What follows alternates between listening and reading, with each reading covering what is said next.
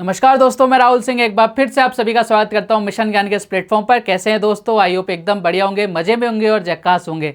बच्चों, आज अपन पढ़ेंगे मेंसुरेशन का सर्किल वाला पार्ट।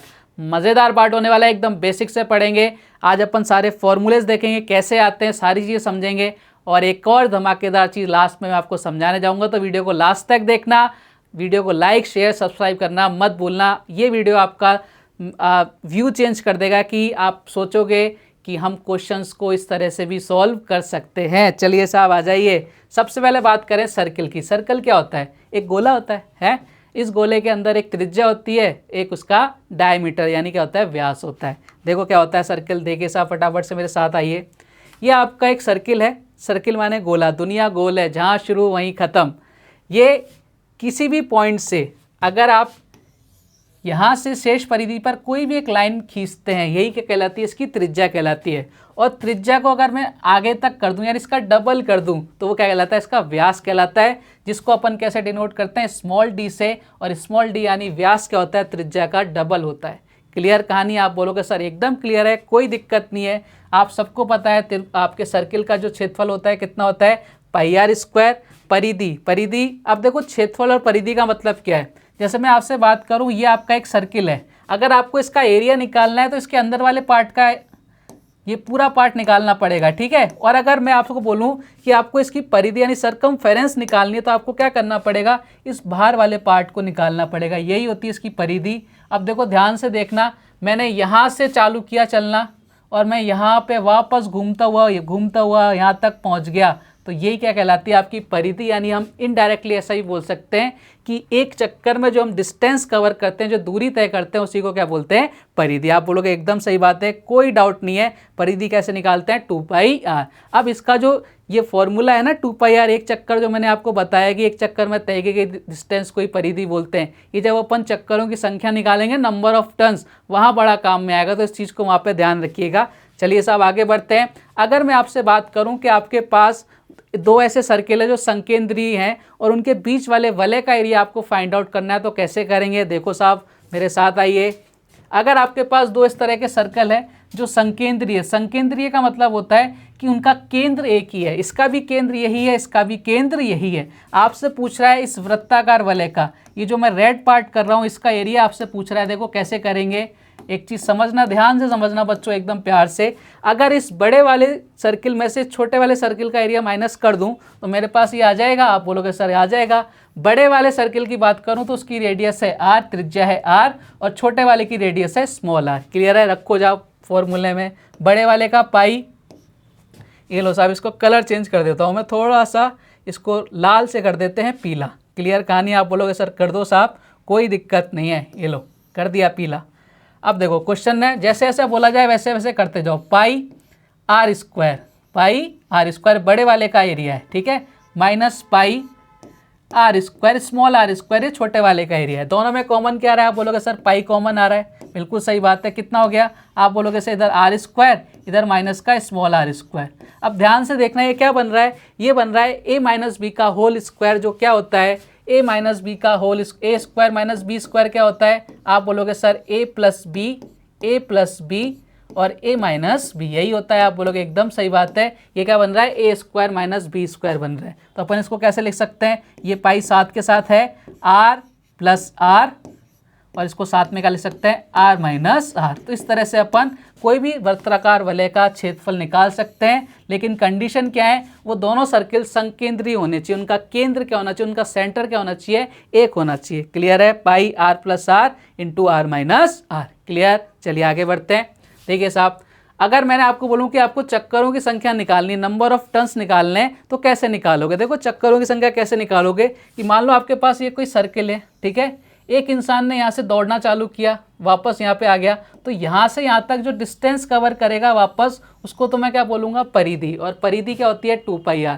अब आपको अगर नंबर ऑफ टर्न्स निकालने तो आपको पता होना चाहिए टोटल डिस्टेंस कितनी कवर करी उसने। तो इसका फॉर्मूला क्या होता है, कुल दूरी बटा एक चक्कर में तय की गई दूरी, जिसको अपन क्या बोलते हैं, परिधि। और परिधि को क्या लिख सकते हैं, 2πr।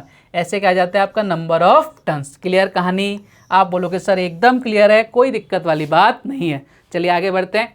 चाप की लंबाई। देखो चाप की लंबाई अगर आपको निकालनी है, कैसे निकालते हैं सबसे पहले वो समझना। आपको सूत्र रटने नहीं है, फॉर्मूले रटने नहीं है, समझने की कहाँ से आता है। देखो चाप की लंबाई का मतलब क्या होता है कि आपको दो तरह की लंबाई होंगी चाप में भी, है ना। सबसे पहले देखना कौन कौन सी लंबाई हो सकती है। एक ये वाली लंबाई होती है, ये वाली, इसको मैं रेड से मार्क कर रहा हूँ, इसको बोलते हैं लघु चाप। इसकी लंबाई छोटी है, लघु का मतलब होता है छोटा, तो हम इस छोटे वाले आर्क की लंबाई फाइंड आउट करेंगे। और एक कौन सा होता है, इसको मैं दूसरे कलर से ड्रॉ कर देता हूँ, जैसे अपना ये वाला हो गया, इसको मैं ग्रीन कलर से ले लेता हूँ, ठीक है। तो ये वाला जो पार्ट होगा ये होगा दीर्घ चाप, ठीक है। ये वाला ग्रीन वाला जो पार्ट होगा ये कौन सा होगा, दीर्घ चाप। अब देखना एक बार, इसकी अगर आपको लंबाई निकालनी है कैसे निकालोगे, ध्यान से देखना। अगर मैं छोटे वाले चाप की बात करूं तो यहाँ से यहाँ तक की डिस्टेंस निकालनी है आपको। अब एक चीज़ समझना, ये डिस्टेंस पूरी कौन सी है, ये पूरी डिस्टेंस है इसकी परिधि यानी 2πr है। क्लियर कहानी, आप बोलोगे सर एकदम क्लियर है। ये वाला एंगल कितना है, आप बोलोगे सर थीटा है। टोटल एंगल कितना होता है, आप बोलोगे सर 360 डिग्री होता है। यानी देखो क्या होता है यहाँ पर, ये एंगल कितना हो गया, थीटा, ठीक है। टोटल एंगल कितना होता है, आप बोलोगे सर 360 डिग्री, ठीक है। अब आपको इस वाले पार्ट की लंबाई निकालनी है, ए बी की। ए बी की लंबाई निकालोगे तो कैसे निकालोगे कि ओवरऑल जो लंबाई है वो कितनी है, 2πr। कितनी है, 2πr। कितनी है, 2πr। तो आपको लघु चाप की जो लंबाई निकालनी है, जो ए बी जो चाप है इसकी जो लंबाई निकालनी है वो कितनी आएगी, 2πr into theta upon 360। Clear कहानी, आप बोलोगे सर कोई दिक्कत नहीं है। अब बात करते हैं इस वाले पार्ट की। तो इस वाले पार्ट में एंगल कितना है, आप बोलोगे सर थीटा नीचे था तो ऊपर कितना बचा, 360 माइनस थीटा। और ये पार्ट पूरा कितना है, आप बोलोगे सर 2πr। तो आपको क्या करना है, एंगल कितना बचा, 360 माइनस थीटा अपॉन कितना नीचे आ गया, 360 डिग्री। और ये पूरा पार्ट कितना है, आप बोलोगे सर 2πr है। कितना है, 2πr। तो आपको इस बड़े वाले चाप की जो लंबाई निकालनी है इसको अपन बोलेंगे चाप बी ए। तो इसकी लंबाई कितनी आ जाएगी, 360 minus theta upon 360 into 2πr। ये 2πr क्या बता रहा है कि हमें लंबाई निकालनी है। जो लंबाई होगी वो कैसे निकालोगे, इसकी परिधि के अकॉर्डिंग निकालोगे। और परिधि कितनी होती है इसकी, 2πr। क्लियर है, इस तरह से फॉर्मूले जनरेट होते हैं। आगे बात समझ में, चलिए आगे बढ़ते हैं साहब। अब अपन ने चाप की लंबाई निकाल ली, अब त्रिज्यखंड का क्षेत्रफल भी निकालते हैं, ठीक है। एरिया ऑफ सेगमेंट देखो साहब कैसे निकालेंगे। एरिया ऑफ सेक्टर लघु, दो तरह के आपके बनेंगे, एक बनेगा लघु त्रिज्यखंड, एक बनेगा दीर्घ त्रिज्यखंड। देखो लघु त्रिज्यखंड ये वाला, दीर्घ वाला ये वाला, दोनों ही अपन निकालना सीखेंगे। अब इसको आपको ये एरिया निकालना है। जब हमने इससे पहले वाले में क्या निकाला था, चाप की लंबाई। तो जब लंबाई की बात होती है तो परिधि को अपन बेस मानते हैं। जब आपके एरिया की बात होगी तो अपन एरिया को बेस मानेंगे। बताओ पूरे सर्किल का एरिया कितना होता है, आप बोलोगे सर πr² होता है। ये लो साहब πr² होता है। क्लियर कहानी, आप बोलोगे एकदम सही बात है। अगर मैं केवल इस वाले पार्ट की बात करूं तो इस वाले पार्ट में एंगल कितना है, थीटा है। ओवरऑल एंगल कितना होता है, आप बोलोगे सर 360। तो ये क्या आ जाता है आपके लघु त्रिज्यखंड का क्षेत्रफल। अगर मैं अब बात करूं आपसे इस वाले पार्ट की, इस पूरे वाले पार्ट की, ये क्या आ जाएगा आपका, बड़ा है तो इसको दीर्घ त्रिज्यखंड बोल देंगे। अब देखना ये निकलेगा किस में से, एरिया में से। एरिया कितना है, πr² है अपना। क्लियर, अब थीटा कितना है, देखो थीटा यहाँ पे थीटा आ गया। अब कितना बचा, आप बोलोगे सर ओवरऑल एंगल 360 होता है, थीटा हमने यहाँ ले लिया तो यहाँ कितना बचेगा, 360 में से थीटा माइनस कर दिया तो ये क्या आपका क्या आ जाएगा, दीर्घ त्रिज्यखंड का क्षेत्रफल। क्लियर कहानी, दोनों चीज़ों को मैंने सुंदर सुंदर राइटिंग में आपके सामने लिख दिया है। अब देखना क्या होता है, जो आपके त्रिज्यखंड का जो क्षेत्रफल होता है और जो चाप की लंबाई होती है उनके बीच एक बहुत तगड़ा रिजल्ट आता है जिससे अपन किसी भी सर्किल का एरिया निकाल सकते हैं। अगर आपको त्रिज्यखंड की लंबाई दे रखी हो, मतलब चाप की लंबाई दे रखी हो और त्रिज्यखंड का क्षेत्रफल दे रखा हो, त्रिज्या दे रखी, तो कैसे निकालते हैं देखो साहब। एक बार ध्यान से देखना है, इसको थोड़ा सा मैं ऊपर लेके जा रहा हूँ, देखना साहब। त्रिज्यखंड का क्षेत्रफल अभी अभी हमने निकाला था, क्या होता है, आप बोलोगे सर ये एरिया हो गया और ये आपकी लेंथ हो गई, ठीक है, चाप की लंबाई हो गई। त्रिज्यखंड का क्षेत्रफल कितना होता है, आप बोलोगे sir πr² into theta upon 360। यही होता है क्या, आप बोलोगे सर बिल्कुल सही यही होता है। अगर चाप की लंबाई की बात करूं कितनी होती है, आप बोलोगे sir 2πr into theta upon 360। हाँ या ना, आप बोलोगे एकदम सही। देखो ये तो पूरा कट गया, अब देखो पाई से पाई कट गया, r से एक r कट गया, इधर कितना बचा 2a, इधर कितना बचा आपके, आप बोलोगे सर l इधर चला जाएगा lr, ठीक है। अगर आपको एरिया निकालना है तो एरिया कैसे निकालोगे, 1/2, ये देखो ये 2 इधर चला जाएगा, l इंटू r। इस तरह से अपन एरिया फाइंड आउट कर सकते हैं। क्लियर है कहानी? आप बोलोगे सर एकदम क्लियर है, कोई दिक्कत वाली बात नहीं है। अब इसको थोड़ा सा नीचे ले आते हैं। ये लो साहब, यही मैंने आपको लिखा था और सुंदर राइटिंग में यहाँ मैंने आपको समझा दिया कि कैसे आता है। क्लियर है? आप बोलोगे एकदम क्लियर है, आगे बढ़िए। चलिए साहब, अब हमने क्या पढ़ लिया? सर्किल पढ़ लिया। अब अपन बात करेंगे सेमी सर्किल की। सेमी सर्किल क्या होता है? देखो, सेमी का मतलब होता है आधा। तो अगर मैं आपको बोलूँ कि ये पूरा सर्किल है, अरे भाई तू कहाँ भाग रहा है? अगर मैं बात करूँ ये पूरा सर्किल है, तो इसका आधा पार्ट अगर निकाल दूँ, यानी इस वाले पार्ट की अगर मैं बात करूँ, केवल इस वाले पार्ट की, तो ये क्या बचेगा? अपना सेमी सर्किल यानी अर्धवृत्त बचेगा। अब ध्यान रखना, इस पूरे वृत्त का क्षेत्रफल कितना था? आप बोलोगे सर पाई आर स्क्वायर था। तो इस आधे का कितना हो जाएगा? आधे का आधा हो जाएगा, यानी कितना हो जाएगा? 1/2 पाई आर स्क्वायर। कोई दिक्कत वाली बात नहीं है।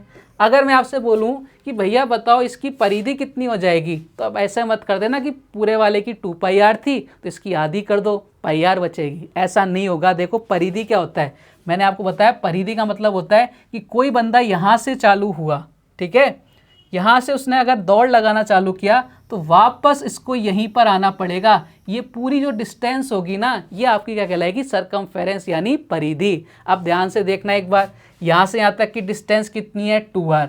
अगर इसकी बात करूँ इस वाले की, अब ये क्या हो रहा है? आपकी सर्किल का आधा हो रहा है। तो अगर पूरे वाले सर्किल की परिधि 2 पाई आर थी, तो आधे की कितनी हो जाएगी? आप बोलोगे सर आधे की कितनी? 2 से डिवाइड कर देंगे, यानी कितनी हो जाएगी? पाई आर हो जाएगी। क्लियर है कहानी? यानी यहाँ से लेकर इस पार्ट से लेकर इस वाले पार्ट तक की डिस्टेंस कितनी आ गई? पाई आर। और इस वाले पार्ट की डिस्टेंस कितनी है? 2r। तो इसकी परिधि कितनी हो गई? पाई आर प्लस 2r। अब इसको आगे सॉल्व करते हैं। थोड़ा सा हवा थोड़ा सा ऊपर लेके जाते हैं इसको। ये लो साहब, आसमान की ऊंचाइयों में इसको वापस से लेके जाते हैं। देखना इधर, अगर मैं आपको बोलूं कि यहाँ पे डिस्टेंस कितनी हो गई? 2r, ठीक है, और ऊपर वाली डिस्टेंस कितनी आई थी? पाई आर। दोनों में कॉमन क्या आ रहा है? आप बोलोगे सर r कॉमन आ रहा है। यहाँ कितना बचा? 2, यहाँ कितना बचा? पाई। पाई की वैल्यू अपन कितनी मानते हैं? 22/7 मानते हैं या 3.14 मानते हैं, यानी r कितना आ जाएगा आपका? 2।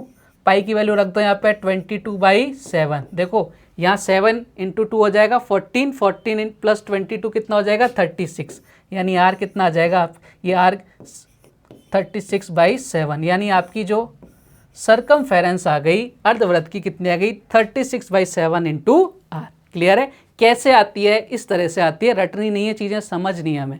क्लियर है साहब? आप बोलोगे एकदम क्लियर है, आगे बढ़ो सर। हेलो सर, आगे बढ़ते हैं। अब देखो यहाँ पे अपन कुछ देखेंगे, छायांकित भाग का क्षेत्रफल, आपके जो शेडेड रीजन आते हैं ना उनका एरिया। अब ये बहुत इंपॉर्टेंट है, हर एग्जाम में यहाँ से कहीं ना कहीं एक क्वेश्चन आता है। ध्यान से देखना, आपको 4 सर्किल दे रखे हैं, इक्वल है चारों सर्किल, इनकी रेडियस इक्वल है। ये इस बीच वाले पार्ट का एरिया निकालना है। आप कैसे निकालोगे? देखो साहब, एक चीज़ मेरे दिमाग में आई, ये इसका सेंटर होगा, ये इसका सेंटर होगा, ये इसका सेंटर होगा, ये इसका सेंटर होगा। अगर मैं इसको यहाँ से यहाँ तक मिलाऊँ तो एक रेडियस बन जाएगी इसकी। आप बोलोगे सर बिल्कुल रेडियस बन जाएगी, बना दो साहब। तो मैंने यहाँ पे ये रेडियस बना दिया, ये रेडियस बन गई। क्लियर कहानी? अब यहाँ से अगर इसको मैं यहाँ तक लेके जाऊँ तो भी ये रेडियस होगी इस वाले सर्किल की। आप बोलोगे सर बिल्कुल बराबर होगी। अब ये जब मैंने बोल दिया कि चारों वृत्त एक जैसे हैं तो दोनों की रेडियस बराबर होगी। सेम चीज़ यहाँ पे बना दो, ये लो साहब, इस तरह से ये आपका क्या बन गया? ये आप ध्यान से देखोगे तो एक आपका स्क्वायर बन गया, वर्ग बन गया, जिसकी भुजा कितनी है? ये r है, ये r है, यानी टोटल कितनी हो गई? 2r हो गई। क्लियर कहानी? आप बोलोगे सर एकदम क्लियर है, कोई दिक्कत नहीं है। अब इस वाले पार्ट को देखना, इस वाले पार्ट की बात करना एक बार बस, इस ग्रीन पार्ट की। ये देखो, ये आपका एक सर्किल का कितना पार्ट हो गया? 1/4 हो गया। ये इस वाले पार्ट को कितना हो गया? 1/4 हो गया। ये कितना हो गया? 1/4 हो गया। ये कितना हो गया? 1/4 हो गया। अगर मैं इन चारों पार्टों को ऐड कर दूं तो 1/4 प्लस 1/4 प्लस 1/4 प्लस 1/4, यानी पूरा पार्ट कितना बन गया? आपका एक सर्किल बन जाएगा। यानी कहने का मतलब क्या है? इस स्क्वायर के एरिया में से अगर मैं एक सर्किल का एरिया माइनस कर देता हूं तो मेरे पास क्या आ जाएगा? इस शेडेड रीजन का एरिया आ जाएगा। सबसे पहले देखो, स्क्वायर का एरिया अगर अपन निकालना पड़ेगा तो स्क्वायर का एरिया क्या होता है? Side square. साइड कितनी अपनी? 2r। तो 2r का स्क्वायर करो, 2r का स्क्वायर कितना हो जाएगा? 4r square. 2r का स्क्वायर कितना हो जाएगा? 4r square. तो साहब मैंने इधर क्या कर दिया? सबसे पहले 4r स्क्वायर। ये लो साहब, 4r स्क्वायर माइनस सर्किल का एरिया कितना होता है? Pi are square, pi are square. Clear कहानी? आप बोलोगे सर एकदम क्लियर है। दोनों में कॉमन क्या रहा है? आप बोलोगे सर आर स्क्वायर कॉमन और आ रहा है। क्या बचा इधर? आप बोलोगे सर इधर बचा 4, इधर बचा आपके पाई। क्लियर कहानी? आप बोलोगे सर एकदम क्लियर है, कोई दिक्कत नहीं। आर स्क्वायर ये रहा, 4 ये रहा, पाई की वैल्यू कितनी है? 22/7। क्लियर कहानी। अब देखो इधर कितना हो जाएगा 28, 28 में से 22 जाएगा, कितना बचेगा 6, यानी 6/7 इंटू आर स्क्वायर। रटना नहीं है हमें, चीज़ें समझ में आनी चाहिए कि कहाँ से आया। तो इस तरह के अगर कोई सर्किल है, आपको शेडेड रीजन का एरिया निकालना है, कितना होता है 6/7 इंटू आर स्क्वायर। क्लियर। आज के बाद कभी मत भूलना, रटना भी मत, समझ समझ के करना। चलिए साहब एक और क्वेश्चन लेते हैं, एक और तरीका लेते हैं, एक और आपका डायग्राम लेते हैं जहाँ भी बहुत ज़्यादा क्वेश्चन बनते हैं, जहाँ से बहुत ज़्यादा क्वेश्चन पुटअप होते हैं। लो साहब, अब आपको क्या दे रखा है, 3 सर्किल दे रखे हैं साहब, ठीक है। 3 सर्किल में क्या दे रखा है, तीनों सर्किल इक्वल हैं, यानी इनकी रेडियस क्या है, बराबर है। इस शेडेड रीजन का एरिया पूछ रहा है, देखो कैसे निकालेंगे, ध्यान से देखना एक बार। एक चीज़ मुझे बताना, अगर मैं इसको यहाँ से यहाँ मिलाऊं तो इसकी रेडियस बनेगी क्या, आप बोलोगे सर यहाँ तक रेडियस हो गई। अगर इसको मैं यहाँ से यहाँ मिलाऊं तो देखो ये वाली रेडियस इसकी हो गई, ये वाली रेडियस इसकी हो गई, यानी टोटल मिला के कितनी हो गई, r + r यानी 2r हो गई। अब यहाँ से देखना एक बार, इस सेम चीज़ मैंने यहाँ कर दी है, सेम चीज़ मैंने यहाँ कर दी है, तो देखो आपके क्या बन गया, एक समबाहु त्रिभुज बन गया, जिसकी साइड कितनी है, ये r है, ये r है, ये r है, ये r है, ये r, यानी साइड कितनी हो गई इसकी 2r हो गई। कितनी हो गई साहब, साइड कितनी हो गई 2r। पेन चेंज कर लेते हैं, ये लो साहब ग्रीन पेन ले लिया मैंने। कितनी होगी आपकी साइड इसकी 2r। समबाहु त्रिभुज की एक साइड कितनी हो गई 2r। अब ध्यान से देखना, ये आपके समबाहु त्रिभुज अगर बन गया तो ये एंगल कितने डिग्री का होगा, आप बोलोगे सर 60 का, क्योंकि समबाहु त्रिभुज के सारे एंगल कितने डिग्री के होते हैं, 60 डिग्री के होते हैं। तो ये सारे एंगल 60 डिग्री के हमने बना दिए। अब ध्यान से रखना, यहाँ पर अगर मैं ध्यान से देखूँ तो त्रिज्यखंड का क्षेत्रफल आ रहा है क्या, यहाँ से इस एरिया में से ये एरिया, इन तीनों को मैं ऐड करके इस वाले एरिया को माइनस कर दूँ तो आपके त्रिज्यखंड का एरिया आ जाएगा। आप बोलोगे सर बिल्कुल आ जाएगा, करो साहब। अब देखो इस इक्विलेटरल ट्राइंगल ये रहा, इसके अंदर से 3 आपके जो सेक्टर बन रहे हैं इनका एरिया माइनस कर देता हूं तो मेरे पास क्या आ जाएगा, इस त्रिज्यखंड का क्षेत्रफल आ जाएगा। सबसे पहले देखो इसकी साइड कितनी है 2r, तो आपके समबाहु त्रिभुज का एरिया कितना होता है, आप बोलोगे सर रूट, फैन चेंज कर लेते हैं एक बार, रूट 3/4 इंटू साइड स्क्वायर, यही होता है। आप बोलोगे सर बिल्कुल सही बात है, यही होता है, कोई दिक्कत वाली बात नहीं है। ये लो साहब साइड स्क्वायर कर दिया मैंने। अब देखो साइड कितनी है इसकी, आप बोलोगे सर 2r साइड है, तो कितना हो जाएगा रूट 3/4, 2 का स्क्वायर कितना हो जाएगा 4 और r स्क्वायर। क्लियर। आप बोलोगे सर कोई दिक्कत नहीं है। ये लो साहब 4 से 4 कट गया, यानी कितना आ गया रूट 3r स्क्वायर, यानी ये आपके किसका एरिया आ गया, आपके इक्विलेटरल ट्राइंगल का एरिया आ गया। अब हम बात करते हैं इस तीनों सेक्टर्स के एरिया निकालने की। मैंने आपको बताया था जब भी आपको सेक्टर का एरिया निकालना पड़े कैसे निकालते हैं, आप बोलोगे सर πr स्क्वायर, ये लो साहब इसको और ऊपर ले लेते हैं, कैसे निकालते हैं, आप बोलोगे सर πr स्क्वायर इंटू θ/360, ऐसे ही निकालते हैं। अभी थोड़ी देर पहले देखा था अपन ने। अब देखो कितने एंगल बन गए यहाँ पे, एक 60 का, एक 60 का और एक 60 का, यानी कितने डिग्री हो गया, आप बोलोगे सर 360 डिग्री हो। अलग अलग निकालो चाहे ऐसे निकाल लो, बात एक ही है। तो यानी कितना हो गया, आप बोलोगे सर πr स्क्वायर 360, नीचे ऊपर कितना आ गया 180/360। ये लो साहब कितनी बार गया, आप बोलोगे सर 1/2 गया, यानी इसका एरिया कितना आ गया 1/2 πr स्क्वायर। क्लियर कहानी। आप बोलोगे सर एकदम क्लियर है, कोई दिक्कत नहीं है। अब आपको क्या करना है, रूट 3r स्क्वायर में से 1/2 πr स्क्वायर माइनस करना है। ये लो साहब रूट 3r स्क्वायर माइनस क्या करना है आपको 1/2 πr स्क्वायर। देखो दोनों में से कॉमन क्या आ रहा है, आप बोलोगे सर दोनों में से कॉमन आ रहा है r स्क्वायर, इधर कितना बचेगा, आप बोलोगे सर रूट 3, इधर कितना बचेगा π/2, कितना बचेगा π/2। यही क्या होता है आपके इस तरह की शेडेड रीजन का एरिया आता है। जब इसको आप फर्दर सॉल्व करोगे आगे, तब इसकी वैल्यू कितनी आ जाती है 0.161 इंटू आर स्क्वायर। इसको याद रखना, डायरेक्ट वैल्यू को कैसे निकाला मैंने आपको समझा दिया, रटने की ज़रूरत नहीं है। क्लियर है कहानी। चलिए साहब आगे बढ़ते हैं। अब देखेंगे अपन कुछ स्टैंडर्ड रिजल्ट, जैसे अपन ने इक्विलेटरल ट्राइंगल में देखे थे ऐसे अपन सर्किल के आप कुछ स्टैंडर्ड रिजल्ट में आपके सामने लेके आया हूँ। देखना साहब, सबसे पहले इनको भूल जाओ, मैं आपको कुछ चीज़ें बताता हूँ। हमने जो साइड मानी थी इक्विलेटरल ट्राइंगल में कितनी मानी थी 2 सेंटीमीटर। अब अपन बात कर रहे हैं सर्किल की। सर्किल के अंदर कुछ भी आ जाए, हम जो रेडियस मानेंगे वो मानेंगे 7 सेंटीमीटर। कितनी मानेंगे 7। अगर अपन ने 7 रेडियस मानी है साहब, तो एक चीज़ बताइए मुझे, अगर 7 रेडियस है तो उसकी परिधि कितनी होगी, आप बोलोगे सर 2 πr। ये परिधि निकालने का फॉर्मूला होता है 2 × 22/7 और त्रिज्या कितनी मानी है 7, यानी कितनी आ गई 44 सेंटीमीटर की आ गई उसकी परिधि आ गई। क्लियर है। अगर एरिया की बात करूं तो एरिया क्या होता है पाई आर स्क्वायर यानी 22/7। आर कितना माना अपन ने 7 माना तो 7 का स्क्वायर कर दिया, 7 से कितनी बार 7 बार 22 × 7 कितना हो गया 154। कितना हो गया 154। यानी आपको याद रखना है कि आपके कोई भी आपके सर्किल है उसकी रेडियस 7 सेंटीमीटर, उसकी परिधि यानी सरकमफेरेंस 44 सेंटीमीटर और उसका जो एरिया है 154 सेंटीमीटर स्क्वायर अपने को मानना है। क्लियर। जैसे अपन ईटी में कुछ ना कुछ स्टैंडर्ड मानते थे।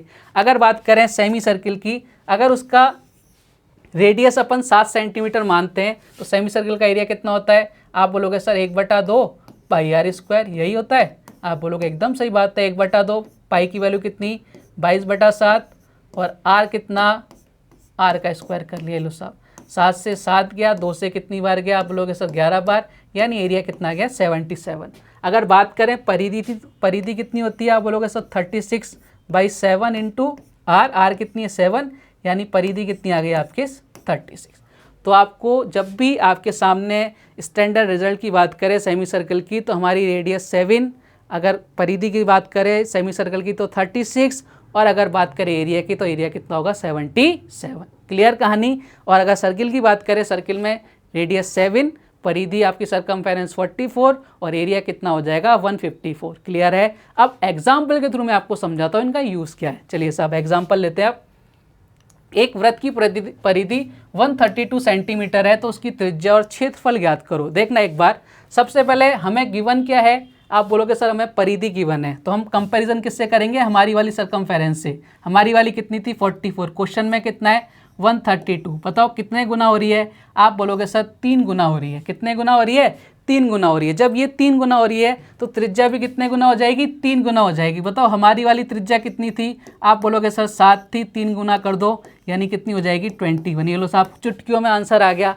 अब बात करते हैं एरिया की। देखो एरिया में क्या आता है पाई आर स्क्वायर, यानी यहाँ क्या आता है स्क्वायर आता है। तो स्केलिंग फैक्टर का हमें स्क्वायर करना पड़ेगा। स्केलिंग फैक्टर कितना है हमारा 3 का स्क्वायर, जैसे अपन इक्विलेटरल ट्राइंगल में करते थे सेम वैसे ही। तो हमारा स्केलिंग फैक्टर अगर 3 आया तो आपको 3 का स्क्वायर करना पड़ेगा। कितना होता है 9। देखो हमारा एरिया कितना होता है स्टैंडर्ड 154, 3 का स्क्वायर कर दिया कितना आ गया 9। जब 9 को 154 से मल्टीप्लाई करोगे कितना आ जाएगा? इधर बोलोगे आप 6, इधर कितना हो गया 8, इधर कितना आ गया 13। तो आपका आंसर कितना आ गया 1386 सेंटीमीटर स्क्वायर। ये फ़ायदा है किसका? आपके स्केलिंग फैक्टर अगर आपको पता है। हम एडवांस मैथ के अंदर भी स्केलिंग फैक्टर का यूज़ कर रहे हैं साहब।